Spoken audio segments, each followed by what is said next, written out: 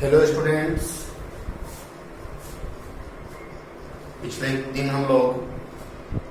Class में हम लोग देखे थे OSI रिफरेंस मॉडल। मेरे अंदाज से कोई प्रॉब्लम आपको उसमें नहीं होनी चाहिए। OSI रिफरेंस मॉडल में हम आपको बताए थे कि इसमें 7 लेयर है, सातों लेयर का अपना अपना फंक्शन है जो आपको नोट्स के रूप में मिला है। उसको आप याद करिए, देखिए। सातों लेयर एक साथ काम करता है, उसको आपको देखना होगा। ठीक, अभी हम आपको आगे हम ले चलते हैं जिसको हम लोग बोलते हैं DNS। अब नेटवर्किंग से थोड़ा इंटरनेट की तरफ हम लोग चल रहे हैं। DNS stands for domain name system.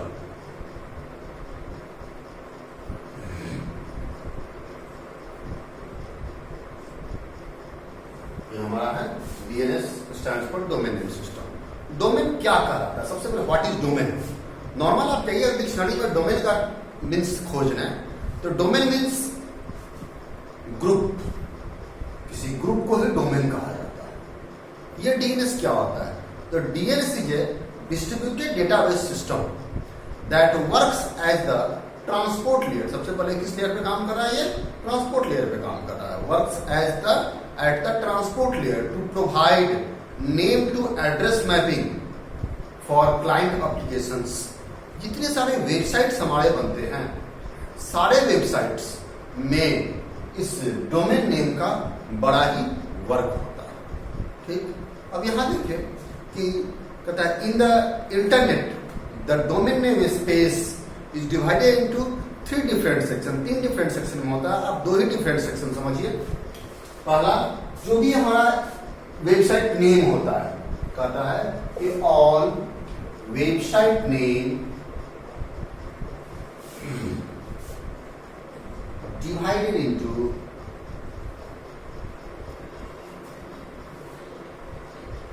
two group। 2 group में बटा हुआ। ठीक, इसमें सबसे पहला आता है जेनरिक डोमेन।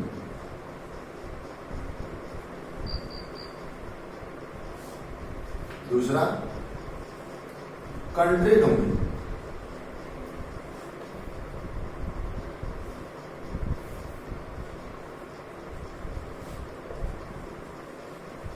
नहीं, यही दोनों डोमेन। ये जेनिक डोमेन क्या होता है? ठीक है, generic domain is also called non geographical domain. यह हमेशा याद रखिएगा।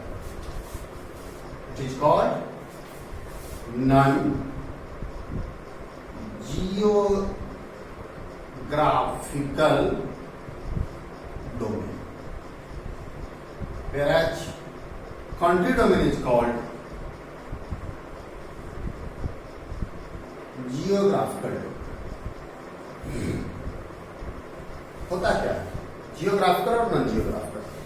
ठीक है, तो आप देखते हैं कोई भी वेबसाइट जिसमें देखते हैं .com लगा हुआ, .edu लगा हुआ, .gov भी लगा हुआ, ये सब क्या है? जेनरिक डोमेन है। ठीक, जैसे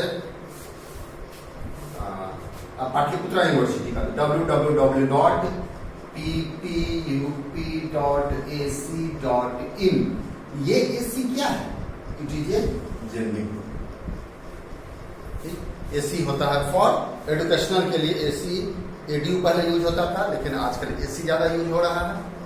जियो भी अगर लगा होता तो गवर्नमेंट के लिए होता। INT फॉर इंटरनेशनल ऑर्गेनाइजेशन के लिए होता है। MIL फॉर मिलिट्री ग्रुप के लिए होता है। NET फॉर नेटवर्क के लिए होता है। ORG नॉन प्रॉफिटेबल ऑर्गेनाइजेशन, उसके लिए ORG होता है। .com कॉमर्शियल ऑर्गेनाइजेशन के लिए। इस तरीके से ये बटा हुआ होता है आपका ये। अब ये जो है लास्ट वाला, ये है कंट्री डोमेन।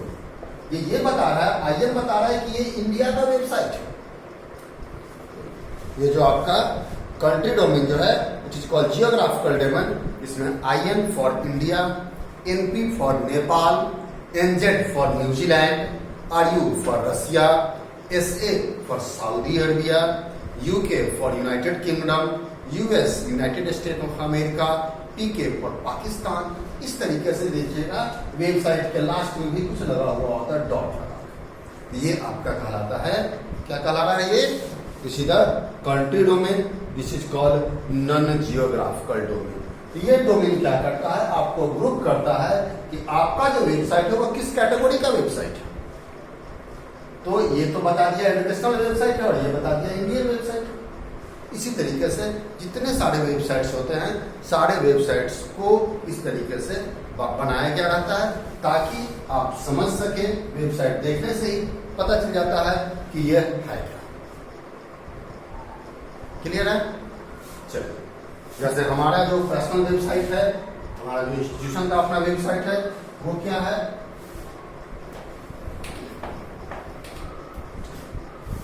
www.avatex.co.in। तो आपको देखने से ही लग रहा है .in। .in क्यों लगा? इसलिए कि इंडियन है।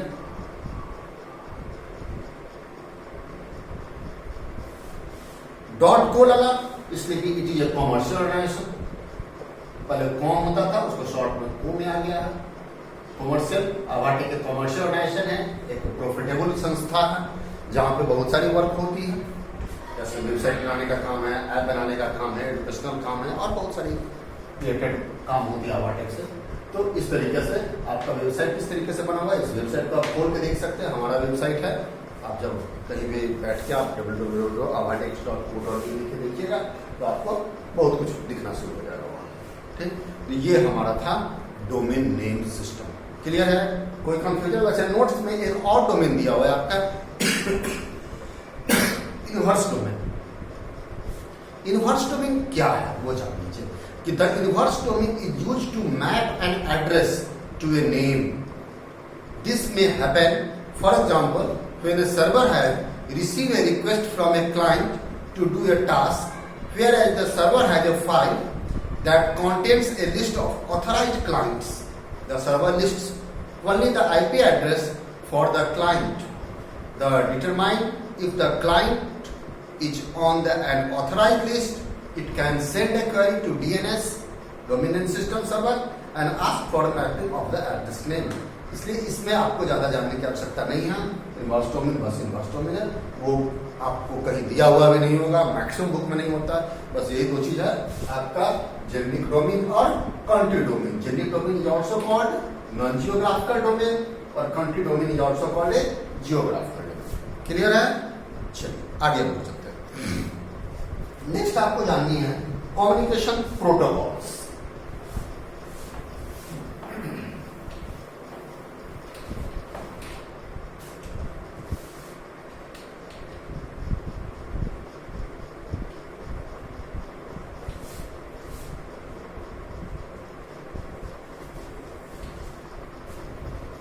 नेक्स्ट आपको यही जाननी है कम्युनिकेशन प्रोटोकॉल्स।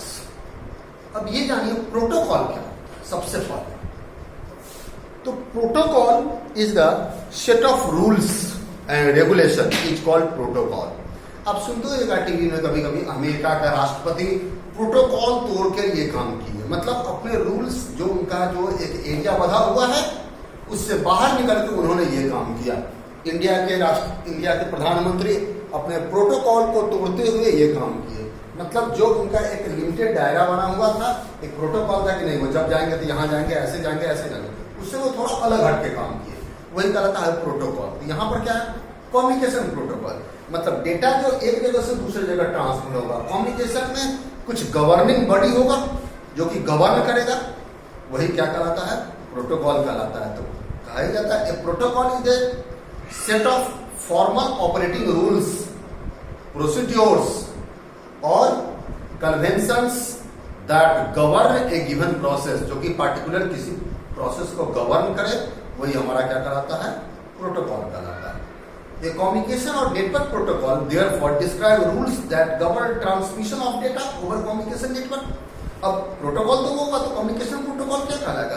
जो डेटा का ट्रांसमिशन हमारा हो रहा है, उस डेटा को ट्रांसमिशन को गवर्न करने वाला कौन होगा? हमारा कम्युनिकेशन प्रोटोकॉल होगा। अब यहाँ पे आता है rules of communication protocol. Communication protocol का क्या क्या काम है? ठीक, तो आपका दिया हुआ होगा।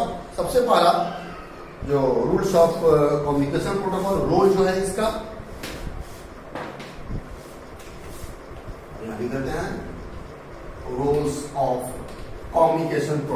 कम्युनिकेशन सबसे पहला काम क्या है? Data sequencing.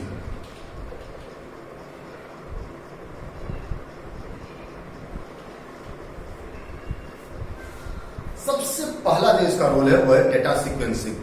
कहता है it refers to breaking a long message into a smaller packets. हम आपको पहले भी पढ़ा चुके हैं कि बड़ा वाला डेटा जो होता है वो एक साथ ट्रांसफर नहीं होता, वो छोटे छोटे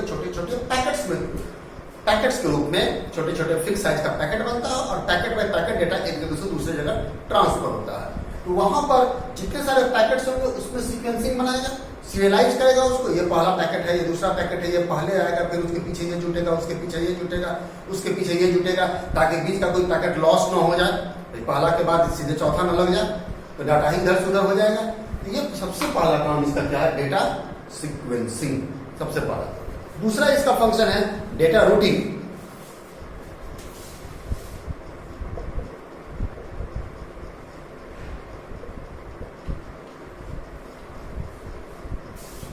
डेटा का रूट डिसाइड करना, किस रूट से होते हुए डेटा हमारा एक जगह से दूसरे जगह जाएगा। Routing algorithm are design to find the most effective path, most efficient path between source and destination nodes of a message, then error free, without किसी ट्रैफिक का, जल्दी से जल्दी डाटा एक जगह से दूसरे जगह चला जाए। किस रूट से जाएगा वो क्या काम किसका है? कम्युनिकेशन प्रोटोकॉल का काम है। तीसरा डेटा फॉर्मेटिंग।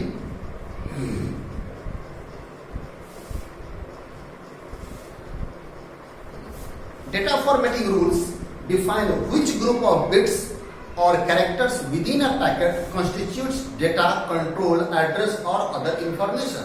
कहता है डेटा फॉर्मेटिंग, हम आपको बताया था पहले भी कि डेटा जो छोटे छोटे पैकेट्स के रूप में जाता है, इसमें डेटा होता है, सेंडर रिसीवर का एड्रेस होता है, कौन भेजने वाला है, कौन पाने वाला है, साथ में एड्रेसिंग, किस एड्रेस से जाएगा ये, उसका एड्रेस पाथ होता है। इस तरीके से ये जो होता है डेटा फॉर्मेट, माने इसका फॉर्मेट डिसाइड कर देना कि ये पैकेट्स का फॉर्मेट है, इसी फॉर्मेट में पैकेट हमारा एक जगह से दूसरी जगह जाएगा, जहां जाएगा वहां पर डेटा निकाल लेगा, बाकी सबको अपने एड्रेस को मैच कर देगा कि हमारा एड्रेस मैच कर रहा है, तभी इस डेटा को निकालेगा, उसका सीक्वेंस नंबर होगा। इस तरीके से डेटा फॉर्मेटिंग का काम भी जो है किसका है? हमारा कम्युनिकेशन प्रोटोकॉल का। नेक्स्ट वन है फ्लो कंट्रोल। ये सब पॉइंट्स है, आपको याद रखनी होगी, तभी आप एग्जामिनेशन में इसको डील कर सकते हैं। फ्लो कंट्रोल क्या कहता है कि a communication protocol also prevents a fast sender from flooding a slow receiver with data. कहता है कि ऐसा ना हो कि यहां से काफी फास्ट वे में डाटा जा रहा है, वहां पे धीरे धीरे डाटा एक्सेप्ट कर रहा है, तो फिर डाटा का बीच में ट्रैफिक हो जाएगा। तो यह फ्लो कंट्रोल, जिस स्पीड से वो डाटा एक्सेप्ट कर सकता है उसी स्पीड से डाटा यहां से जाए, उसी ट्रैफिक में डाटा यहां से जाए। ये फ्लो कंट्रोल का भी काम किसका है? हमारा कम्युनिकेशन प्रोटोकॉल का। Next one is error control.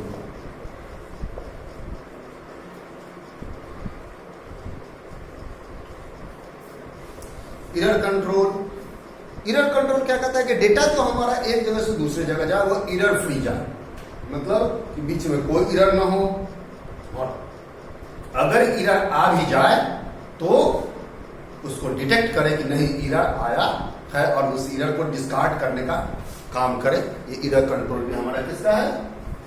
Communication protocol का। Next 6 procedures and other and order of transmission।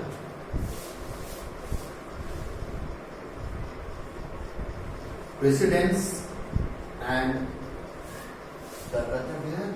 order of transmission।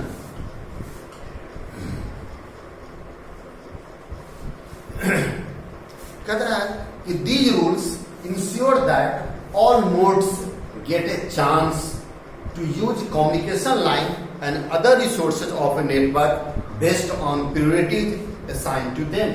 मतलब कि कई एक लोग अगर डेटा ट्रांसमिशन करने वाले हैं, कई एक नोड अगर डेटा ट्रांसमिशन करना चाहता है, तो ऑर्डर ऑफ ट्रांसमिशन, पहले कौन ट्रांसमिट करे, बाद में कौन ट्रांसमिट करे, उसके बाद कौन ट्रांसमिट करे, उसका प्रेडिसेंस जो है वो भी बनाने का काम हमारा किसका काम करता है? एक नेटवर्क कम्युनिकेशन प्रोटोकॉल का, या नेटवर्क प्रोटोकॉल आप कह सकते हैं।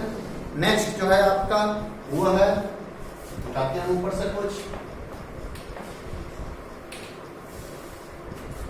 नेक्स्ट है आपका connection establishment and termination 7। Connection establishment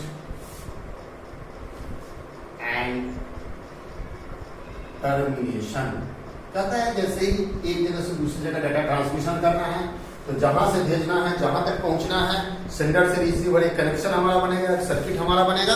तो सर्किट बनाने का भी काम किसका? कम्युनिकेशन प्रोटोकॉल का। और जब पूरा का पूरा डेटा ट्रांसफर हो गया सर्किट बनने के बाद, तो फिर वो क्या होगा, डेटा को वो सर्किट क्या हो, डिस्ट्रॉय हो जाए, फिर सर्किट खत्म हो जाए, सर्किट टूट जाए, तो वो सर्किट कनेक्ट करना और डेटा ट्रांसमिशन, और उसके बाद आफ्टर डेटा ट्रांसमिशन उस कनेक्शन को हटाना, ये सारा का सारा काम किसका है? हमारा communication protocol. Next point is the data security.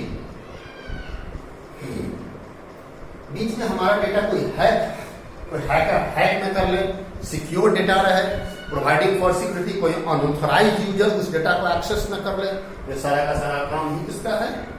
इसका है। और अगला लॉग इंफॉर्मेशन 9।